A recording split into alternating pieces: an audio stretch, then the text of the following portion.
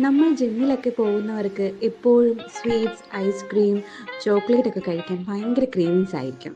Calories കൂടുതലാണല്ലോ, sugar ആണല്ലോ എന്നോർത്ത് പലരും കഴിക്കാറില്ല. എന്നാൽ നല്ല പ്രോട്ടീനൊക്കെ ഉള്ള ഹെൽത്തി ആയിട്ടുള്ള ഒരു ഐസ്ക്രീം ഉണ്ടാക്കിയാലോ നമുക്ക്?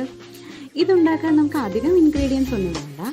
ആദ്യം നമ്മൾ ഏത്തപ്പഴം, കാഷ്യൂനട്ട്, ആൽമണ്ട്സ് പാലിലൊരു 10 മണിക്കൂർ കുതിർത്ത് വെക്കണം.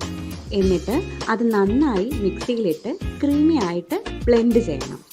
പിന്നെ അതിലേക്ക് കൊക്കോ പൗഡർ ചേർക്കണം. ഞാനിപ്പോൾ ഇവിടെ ചോക്ലേറ്റ് ഫ്ലേവർ ആയതുകൊണ്ടാണ് കൊക്കോ ചേർത്തത്. നിങ്ങൾക്ക് അത് വേണമെങ്കിൽ ഒഴിവാക്കാം. പിന്നെ ജിമ്മിലൊക്കെ പോകുന്നവർക്ക് ഇതിലേക്ക് പ്രോട്ടീൻ പൗഡറും ചേർക്കാവുന്നതാണ്. കൂടുതൽ ടേസ്റ്റ് ആൻഡ് പ്രോട്ടീനും കിട്ടും.